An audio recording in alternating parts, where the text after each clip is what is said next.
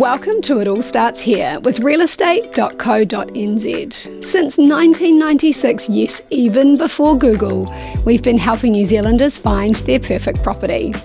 But this podcast isn't about the sale. It's about what happens after the sold sign comes down, the boxes are unpacked, and the house turns into a home. Because so much starts there. I don't think I had a home as a child. So I bought this tiny 2-bedroom terraced house that shouldn't have been lived in, but I moved straight in. The carpets were urine stained, and they had students and squatters living it before. It had holes in the walls, all of those things, but it was mine. And it was the first time I'd been able to call something mine. Yeah. And that was really important to me. Known to many as Nanogirl, Michelle is a neurotechnologist, engineer, and a science educator who spent her career trying to make science more accessible. But what might surprise you is that it all started with her father's soldering iron and a childhood spent at homes that were never really hers. And that's what influenced Michelle in her future. Well, Michelle, thank you so much for sitting down with me today. I really appreciate it. Tell me a little bit about what home meant for you as you were growing up.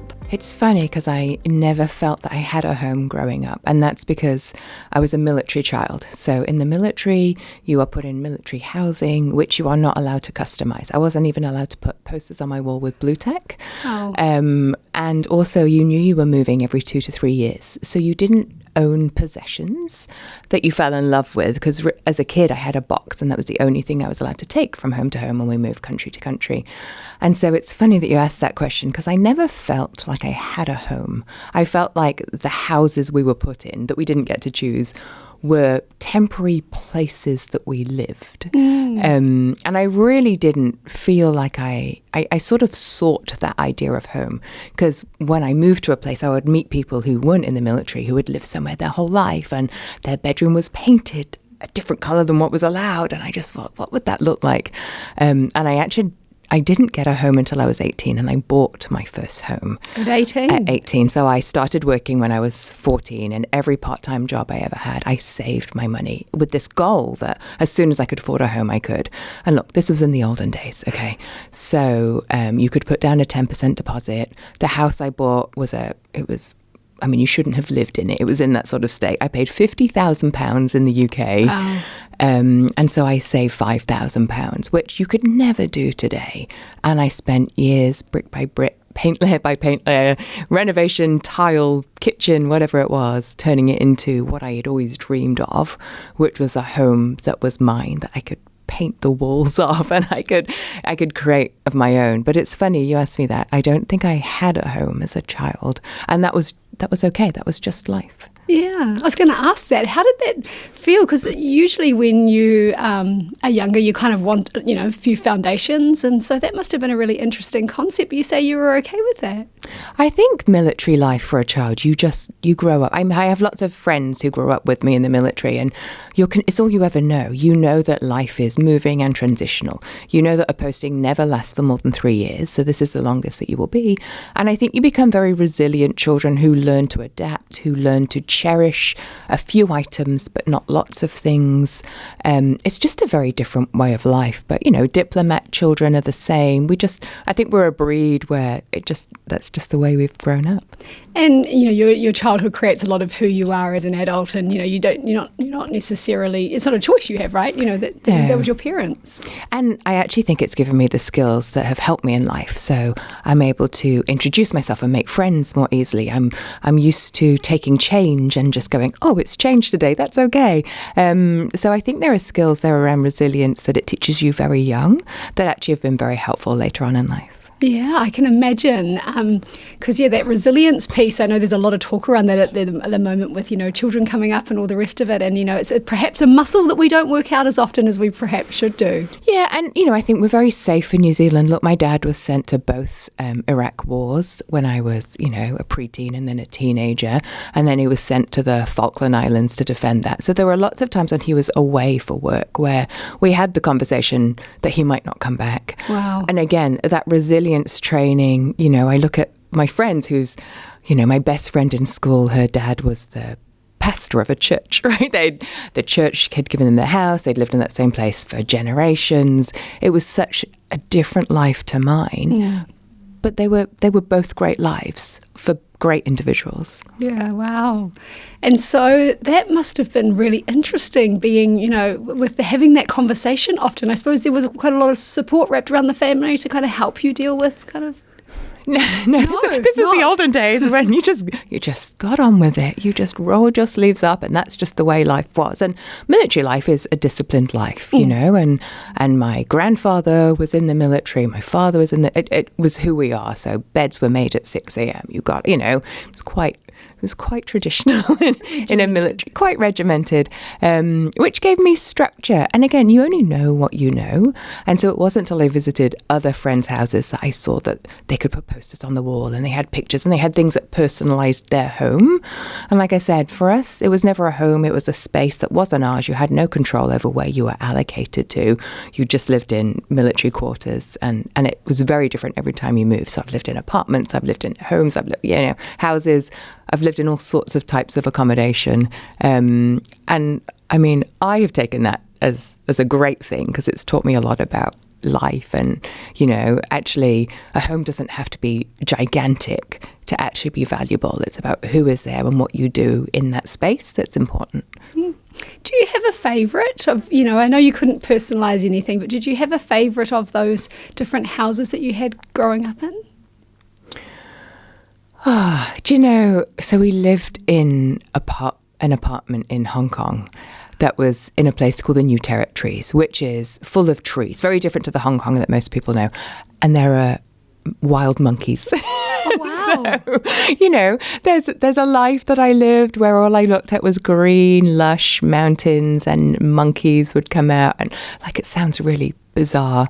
But there was something about apartment living that I really liked because there was a playground at the bottom of the apartments. It's where all the kids gathered together. You really got to know your neighbours in apartment living because you didn't have closed gates and fences. And I felt that was a very communal space. And I really liked that idea of knowing your neighbours and all the parents could look onto the playground from where they were and keep an eye on you, but you were allowed a little bit more freedom. Yeah, how amazing. Looking at it, lush bushes with monkeys. Yeah, totally. It was in the mountains. It was incredible. And it was with, only other military kids. So you all knew that lifestyle.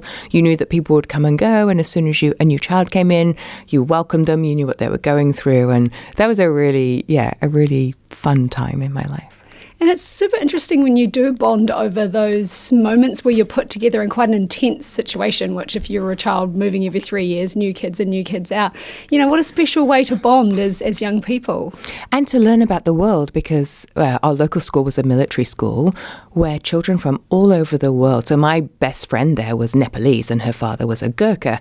And so I learned so much about Nepal as an 8-year-old that I would know, and just all these different languages and cultures that came together. I was really privileged, I felt, growing up in such a community of diplomats and military children who had come from all over the world and were plonked into this one space with the monkeys. Really, those people are friends for life. Yeah. Phenomenal. Do you know many other languages? So I speak Cantonese. So my mum is Hong Kong Chinese, which is why the Hong Kong posting was also great because it was part of my culture. I decided to move to Japan to learn Japanese as an adult because I was trying to do the Duolingo and it was too hard. And I figured the best way to do it is just throw yourself in Japan. So I spent some time in a place called Toyohashi. I was forced to learn French and German in high school. So I can probably buy a baguette in Paris. But I love language, and now with my children, learning Te Reo Māori has been a real privilege to help them to learn, the language of their nation. Yeah. Fantastic. It's lovely to see that there's more resources and availability to be able to do that than there was 20, 30 years ago, of our national native tongue. Yeah, and the importance of, I think, I'm bringing my children up with Cantonese and English, but also they're learning Te Reo Māori. And I think the idea of language is so important because it's not just words. It's a concept. It's an idea. It's a hand down of a way that we saw the world. And I love both Chinese and Te Reo Māori are are description languages. Yeah. You know, they describe the thing. It's not just a word that is, this is what it's called. And I love the beauty of that and helping to explore my children to see this is why we described it in this way. And this is where this word came from. Beautiful. It's almost like a story, Yeah. right, around, as Yeah. opposed to this is a mug. It's kind of like Yeah. the vessel to consume, Totally. It's a beautiful story around it. So brick by brick, what did you mean when you said that? So I bought this tiny 2-bedroom terraced house that shouldn't have been lived in, but I moved straight in because I had nowhere else to go, and I'd spent all of my savings as an 18-year-old on this property. And I loved it. You know, the carpets were urine stained. They had students and squatters living it before. You know, it had holes in the walls, all of those things. But it was mine. And it was the first time I'd been able to call something mine. Yeah. And that was really important to me. And I mean, everything needed replacing. So I taught myself how to tile. I taught myself how to rip out a kitchen. I taught myself how to plumb in certain things. And, you know, it carries the defects of somebody who has no experience building their own kitchen. The right angles that I had made were great, but there were no right angles in this old 1890s house. So, you know, I didn't learn about that, but that's okay. And one of the things I wanted to do is it was basically a 2 up, 2 down little terrace, and it had a very small living room and a very small dining room that was separate. And I had this dream of it being open plan. So put a loading wall brace in and then knocked the bricks out between those 2 rooms brick by brick because I had no money. And those bricks, if they were in pristine condition, were worth something. People would buy them. And I was like, well, if it's £1 a brick, I'm going to make a fortune. So I spent, a good year basically with a little tapping out all the mortar, getting these bricks out perfectly and then selling them. And I got really sick during this period. And I hadn't associated what I was doing to the house with my illness. And I thought I was dying, basically. I had a chronic illness. I couldn't breathe. I just felt like there's something wrong with me. And it wasn't until I was almost 3/4 of the way through the project and I spoke to somebody about it, that they said, oh, how are you around horses? Like, what? We're talking about bricks. And I said, oh, I'm actually allergic to horses. And they said, yeah. So in the 1890s, the mortar, they had horsehair in the mortar for the concrete that bound the bricks to act as a filler and a binder. And so every one of these that I'm pulling out is horsehair. And so I'm having this huge allergic reaction to the project that I'm doing, thinking I'm dying, some horrible disease. Actually, I didn't know that it had horsehair in it. And I didn't really know I was that allergic to horses because I learned when I was a kid and I was just never around horses again. And so I'd never had a full-on allergy. So yeah, it made me money, but I was pretty sick along the way. The cost to your health. Oh my goodness. But, you know, you learn about those things. And for me, now I'm a materials engineer. I was like, wow, they used horsehair to bind this. It was so ahead of its time. So yeah, I loved that house. Amazing. And as you said, you know, the first kind of place to call home. And, you know, it had everything I always wanted. I painted the walls, the colours, you know, all the things. Designing a house from scratch, I think, is a real privilege. And you get to learn what you want in a home. You know, for me, I love entertaining. I love having people over. So having the space knocked through meant that more people could be hosted. And that was important to me. Yeah, I wanted a dog. As soon as I got the house, I got a dog. I'd never been allowed an animal before. So so then it became the house and the dog and sort of those things that you think are your safety net, I guess, what home is to you. And so, yeah, my first dog, Shannon, and my first home, I was 18 and I had no money really. And I was like, every job I worked was to pay the mortgage, but it didn't matter because I'd found that security I'd been seeking for my whole childhood. And so you got your home and now you've got your dog. And what jobs were you working to be able to save that £5,000? Oh, man. So I worked every job. As a 14, so one of the things that happened to me very young is I was found to be quite musical. And I hadn't realised that music and mathematics are intertwined. Right. And so I obviously had a mathematical brain that I didn't realise I had. And therefore I had a musical brain. And I was learning... It sounds crazy, but the instrument I decided to learn was the organ. Okay. Mostly because it was very cheap in a store and it was sort of the only instrument my parents could afford to buy. And then it came with 3 lessons. So I learnt the organ and the teacher realized that I had a talent, and so helped nurture that. And then I ended up becoming his assistant. So I would teach. So I ended up in a very short period of time going from nothing to a grade 8 and then a teaching diploma by the age of 14.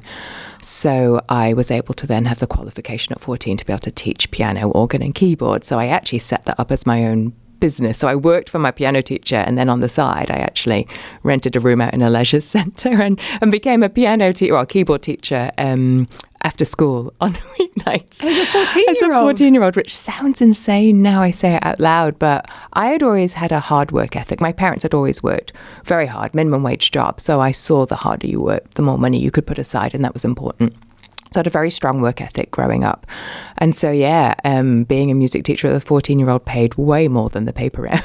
Yes. And so I just put all of that money into savings, and I just saved and saved and saved. And then when I was 16, I started washing glasses in a bar because I wasn't, and I'd do the kitchen.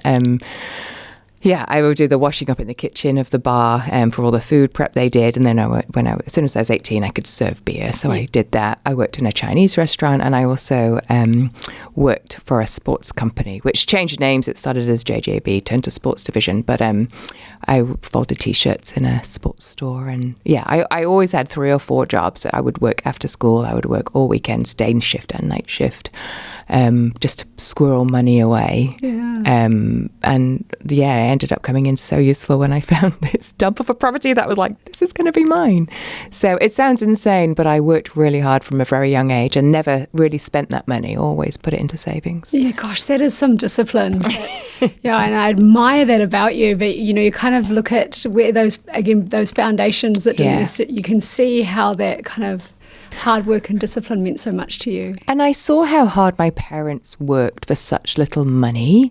And to me, I wanted to break out of that cycle. I could see that there had to be another way, and I didn't know what it was. But I had always gone, if I put enough money aside to be able to own something and have security, maybe life might be different for me than it was for my parents and my grandparents. And so I was very clear that I wanted to break a cycle of what I'd grown up into. Yeah, and kudos to you for, owning your own home at 18. That's amazing, You say that, but you didn't see it. I can't believe you moved in. Either way, I just think that's, it's you saw something and you knew what you wanted to do. And I admire that about anyone, that determination. I think it's phenomenal. So you've got your house, you've got your brick by brick, you've worked out the allergies to horsehair.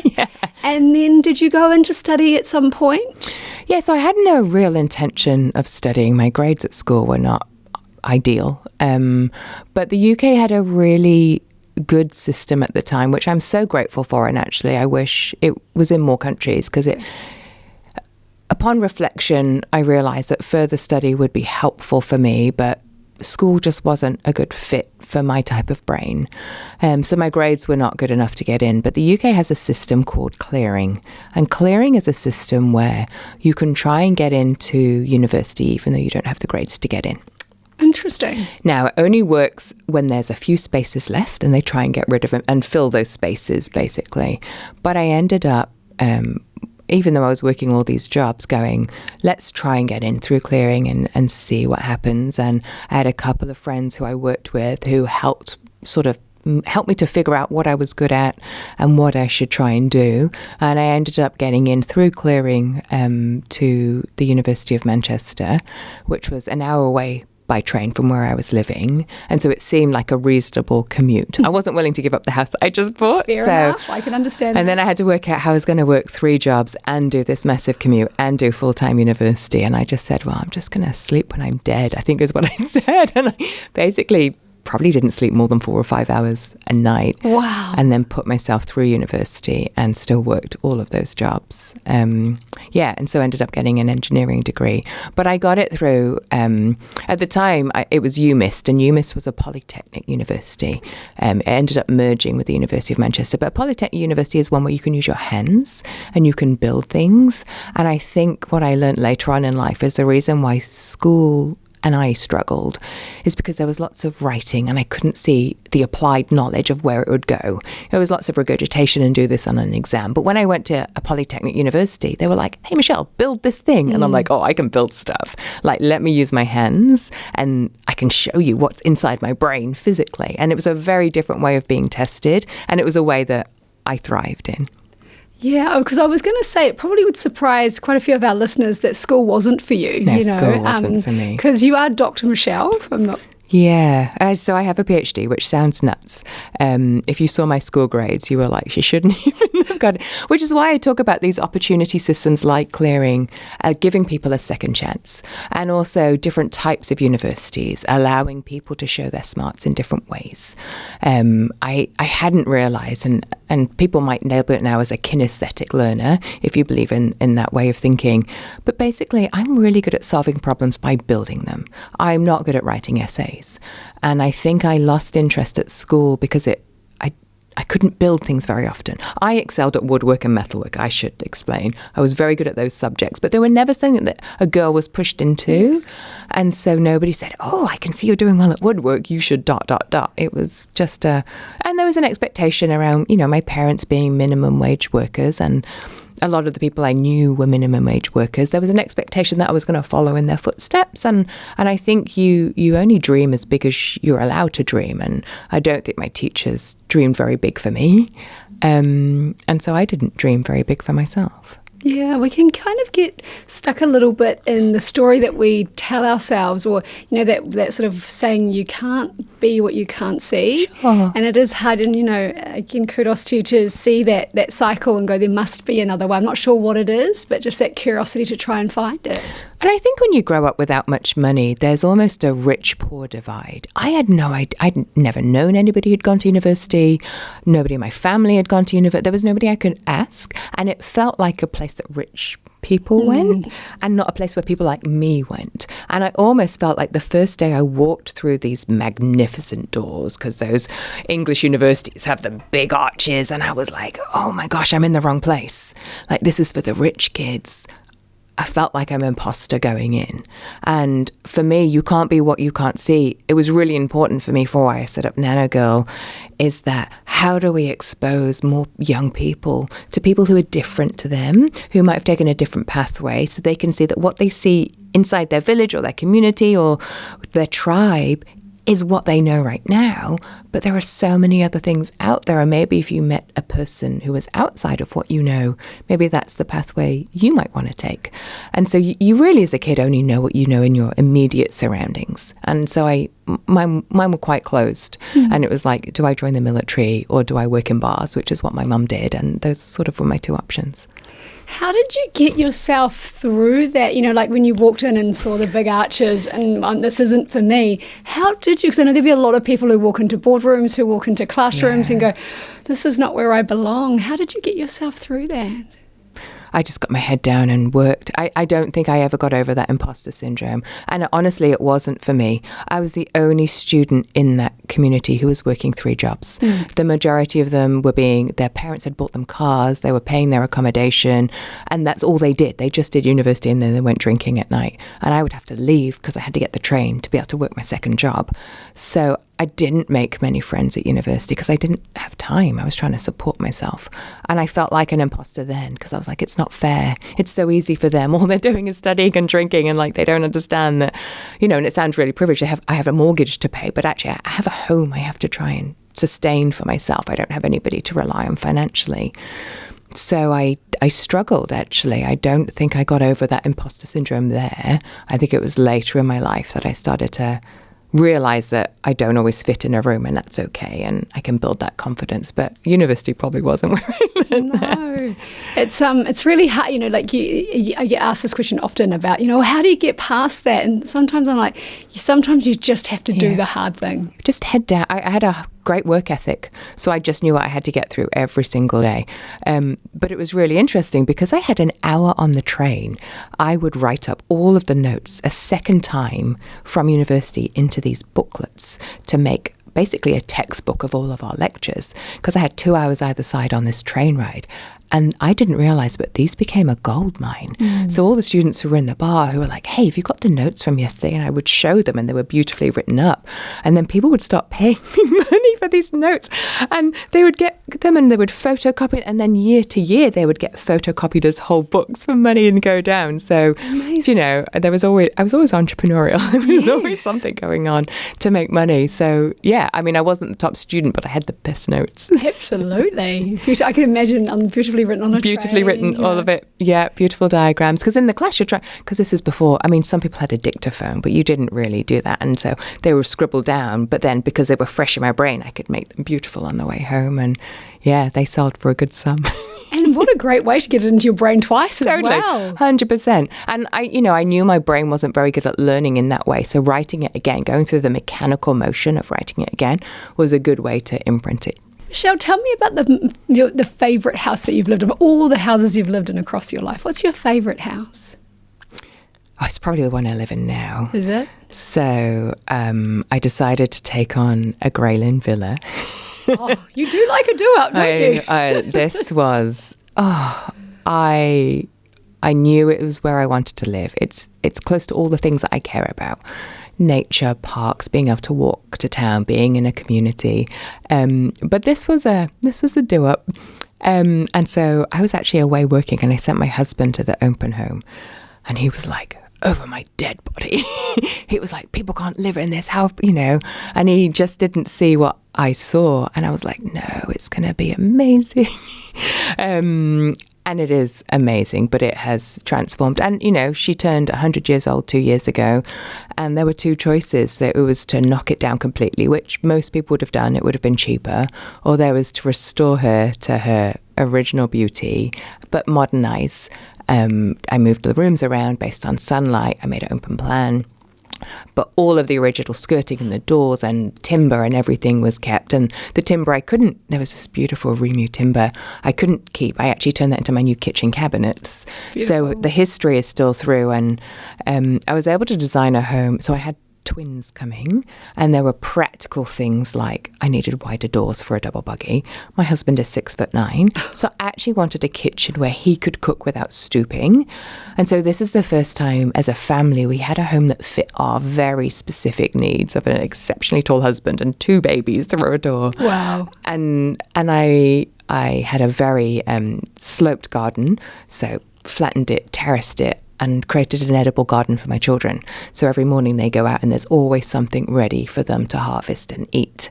And so for me, it was everything I wanted to do. I'd always created homes for me, but I wanted to create a home in a space in Auckland that I love as a community, on a street where everybody's lived there for 30 years. So our street has a Christmas street party that is in its 29th year, organised by the same lady, and 50% of the residents have lived there that long.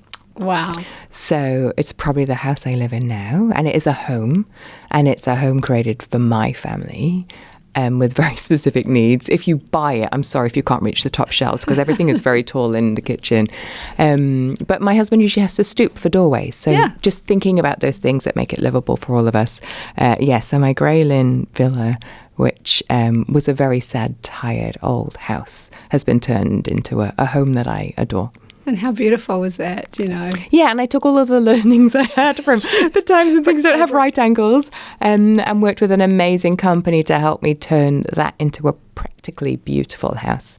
Yeah, I love it. I really love it. So we have heard you say that home is the best school. Can you talk to me a little bit about what home and school meant for you? Look, I'm an engineer because my dad taught me to solder at the age of 8 because he was learning a new skill. He left school with no qualifications and he went back as an adult to night school.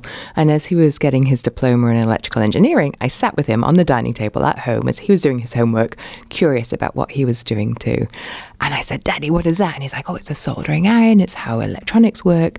And I said, cool, Daddy, can I have a soldering iron? And he didn't bat an eyelid. He just handed me his and gave me a hot soldering iron that I immediately burnt my fingers on and learned about hot things. And then I learned about circuits and I learned about all of that stuff. And for me, I wasn't doing that well in school because it was about writing essays, but I was thriving in my hobby at home. I didn't think it was a useful thing. It was something that was fun, taking things apart, learning how they worked. what I didn't realize is my home life was allowing my inner engineer to actually self-learn and be curious about it. And I did that because my dad had the confidence to go, sure, we'll give an 8-year-old a soldering iron and see what she does. And for me, that's a big part of what we did at Nanogirl. How do you make sure that parents have the confidence to realize that learning at home is such a different type of learning that allows your children to deep dive into what they care about, what they're passionate about. They don't care about failing. They don't care about grades. They're just learning for them. And it's a very different learning than school learning, where you feel the pressure to perform. So for me, home it's where your children get to thrive in the things that they love, and you get to find out what their passions are. That's such a beautiful way to put it, that, you're performing at school, whereas at home you're safe, right? You can walk in that door and it's safe. And I can imagine that you have got some stories about how that works with your twins at home. Yeah, so, I am very aware. Look, I currently work mostly in Silicon Valley deploying AI-powered robots into the world. Wow. The world that I see that my twins and so many of our children are growing up into is not one that we will recognize 10 or 15 years from now.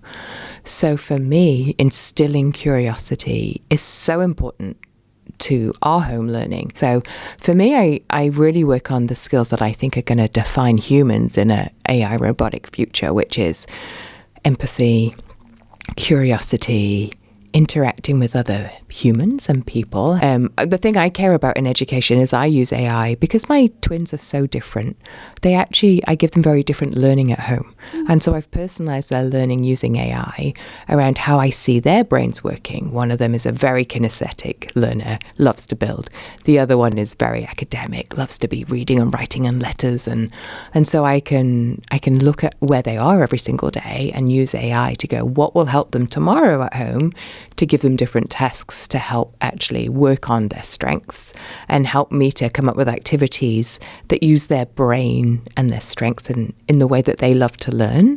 And so for me, personalized learning is something I'm very interested in, and using AI to do that at home, because they both go to the same educational space in the day and their education is very similar, but at home they definitely get very personalized learning.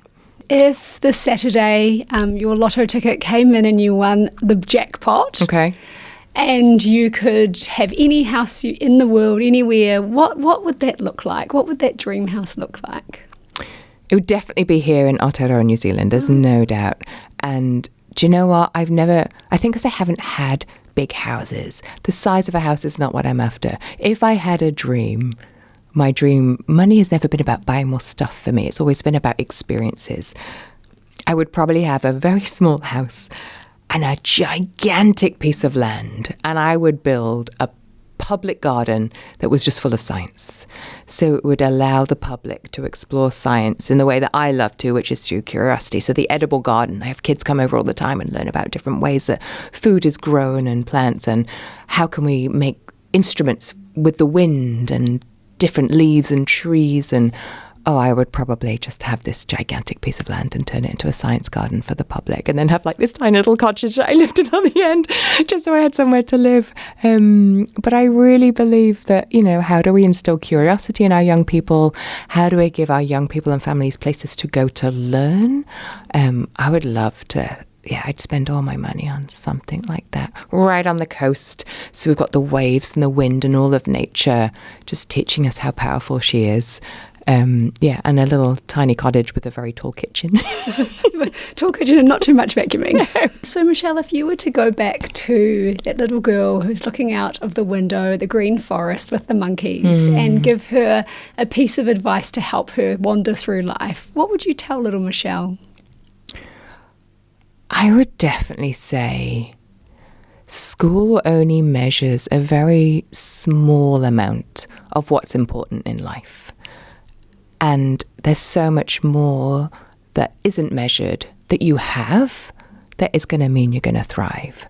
I think as a child, I felt very disappointed by my school grades, and therefore disappointed in myself. And I hadn't realized that there were so many other things that I had that were valuable, that were never measured in a school report card, that made me feel like a failure, but actually later on in life have totally been the things that have been my assets for why I've been able to do the things I have done today. And a phenomenal life you have lived too. Well, thank you so much, Michelle, for your generosity today, sharing your story with me. I have absolutely loved our time together, and I feel very privileged to hear your story, so thank you. Thank you. Thanks for listening to It All Starts Here. Join us next time for another guest and another story that started at home.